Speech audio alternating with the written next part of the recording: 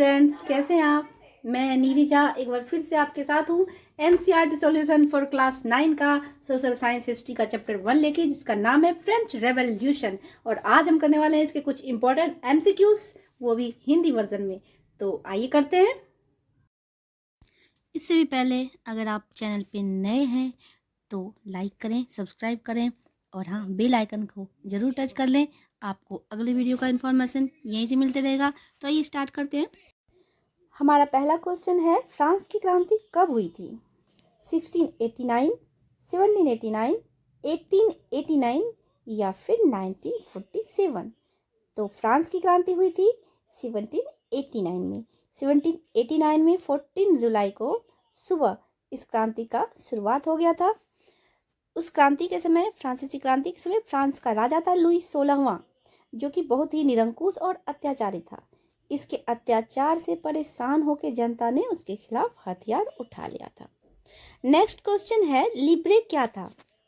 Options है France की मुद्रा, फ्रांस का झंडा, फ्रांस के राजमहल का नाम, फ्रांस के शासक का प्रधानमंत्री। तो इसका सही ऑप्शन होगा फ्रांस की मुद्रा। लिब्रे फ्रांस की मुद्रा कही जाती थी और 1794 में 1794 में से समाप्त कर दिया गया था। नेक्स्ट क्वेश्चन है, फ्रांसीसी क्रांति के समय फ्रांस पर किसका शासन था?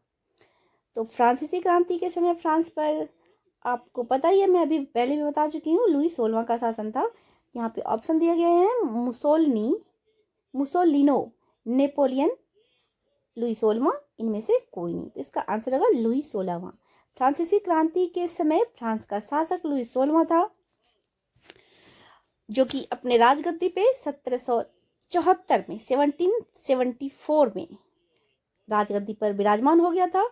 और तब से ये अपने जनता को काफ़ी परेशान कर रहा था, काफ़ी सता रहा था, और इसी वजह से फ्रांसीसी क्रांति का शुरुआत हुआ था। एस्टेट से क्या अभिप्राय है? चौथा क्वेश्चन, एस्टेट से क्या अभिप्राय है?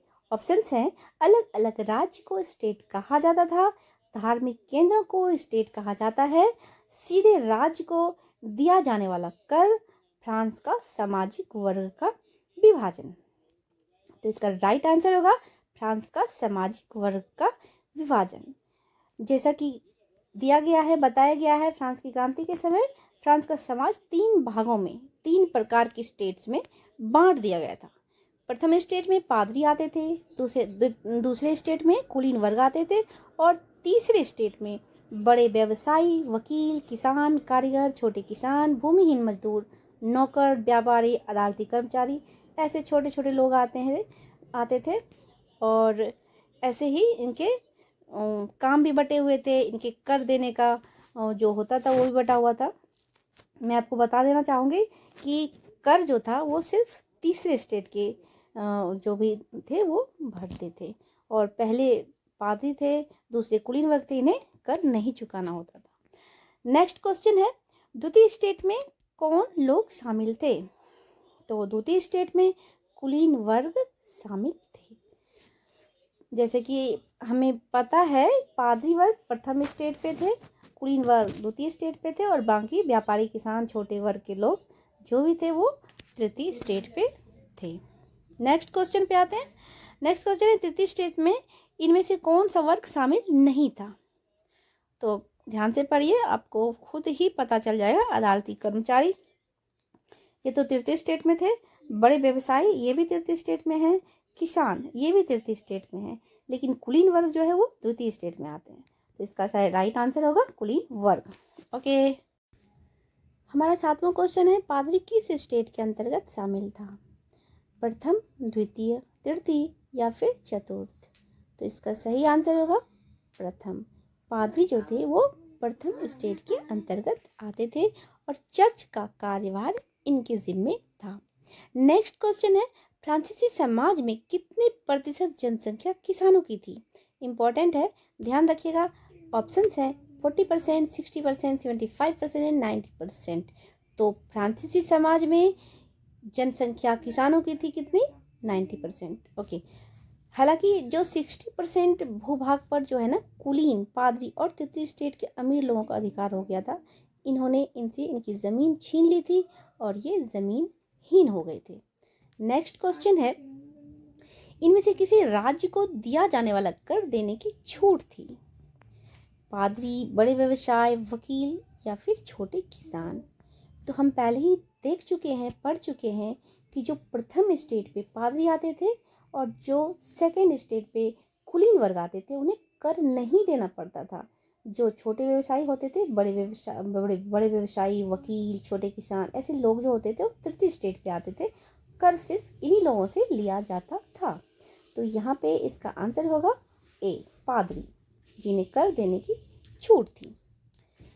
नेक्स्ट क्वेश्चन है, इनमें से कौन प्रत्यक्ष कर था? ऑप्शंस हैं टाइद, टाइल, लिब्रे या स्टेट। तो इसका राइट आंसर होगा टाइल। राज्य द्वारा सीधे तौर पर लिया जाने वाला कर, इसे टाइल कहा जाता था। ओके, नेक्स्ट क्वेश्चन है, इनमें से कौन चर्च द्वारा लिया जाने वाला धार्मिक कर था? अभी हमने टाइल के बारे में पढ़ा और अभी हमें आंसर जो आएगा ना, ये टाइल आएगा। टाइद एक ऐसा कर था जो धार्मिक कर माना जाता था। इसका आंसर है टाइद। चर्च के द्वारा लिए जाने वाला ये धार्मिक कर था, इसे हम टाइद कहते थे। और अभी थोड़ा जो मैंने पढ़ा था 10 क्वेश्चन का आंसर ये टाइल था। ये ध्यान रखने वाली बात है। नेक्स्ट क्वेश्चन है, 1789 में जब फ्रांस में क्रांति हुई थी उस समय फ्रांस की जनसंख्या कितनी थी? 90 लाख, 1.5 करोड़, 2.3 करोड़, 2.8 करोड़। तो फ्रांस की क्रांति के समय यानी कि 1789 में फ्रांस की जनसंख्या 2.8 करोड़ थी। ओके, नेक्स्ट क्वेश्चन है, ट्रू ट्रीटाइजेस ऑफ गवर्नमेंट की रचनाकार कौन है? मतलब रचना किसने की थी? रूसो ने, मॉन्टेस्क्यू ने, लॉक ने या फिर वॉल्टेयर ने? तो ट्रू ट्रीटाइजेस ऑफ गवर्नमेंट की रचना लॉक ने की थी। नेक्स्ट क्वेश्चन है, the spirit of the laws, इनके लेखक कौन है? The spirit of the laws को अगर हिंदी में कहा जाए तो ये आत्मा का कानून होता है।